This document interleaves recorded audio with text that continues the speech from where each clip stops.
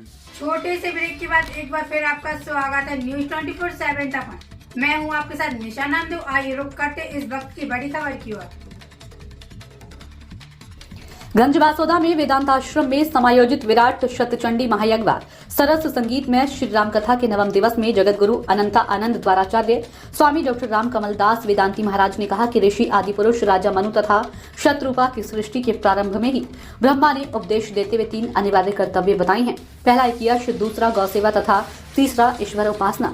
यज्ञ के द्वारा हम समस्त देवताओं को आहुतियां प्रदान कर उन्हें संतुष्ट करते हैं, जिससे देवता प्रसन्न होकर समस्त प्राणियों को भोग सामग्रियों के साथ साथ भौतिक सुख समृद्धि प्रदान करते हैं। यज्ञ के द्वारा विभिन्न प्रकार की महामारियां व रोगों का समाधान हो जाता है। कृषि लहलहा उठती है तथा नवग्रह भी प्रसन्न होकर क्षेत्र को कल्याण करते हैं। गौ सेवा से 33 करोड़ देवी देवताओं की सेवा हो जाती है, क्योंकि गौ माता में समस्त देवता निवास करते हैं। स्वामी वेदांती ने कहा कि परिवार के सभी सदस्यों को दिन में कम से कम एक बार एक साथ बैठकर भोजन अवश्य करना चाहिए, जिससे हमारा परिवार संगठित होकर एक सूत्र में बंधा रहता है।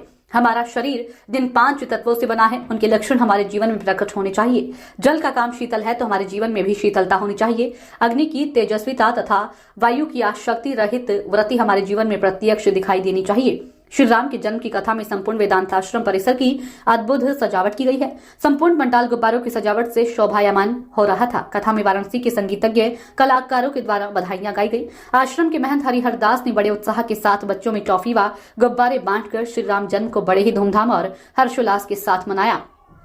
एक कलाकार के द्वारा सिर पर प्रज्वलित अग्नि को स्थापित कर अद्भुत नृत्य प्रस्तुत किया गया। शतचंडी महायज्ञ के द्वारा संपूर्ण वेदांत परिसर में वैदिक कला का दृश्य हो चुका है। वहीं 9 देवियों की झांकी एक साथ एक ही परिसर में नव शक्तिपीठों की आभास कर रही है, जिनके दर्शन पूजन और परिक्रमा करके श्रद्धालु लाभान्वित हो रहे हैं।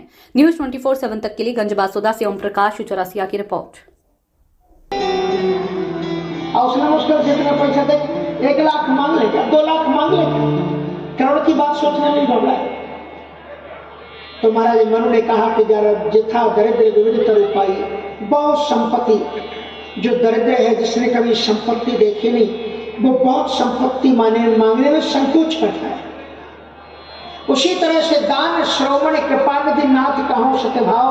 आप तो दानियों में श्रोमणि है, आप जैसा दानी कोई है ही नहीं दुनिया में।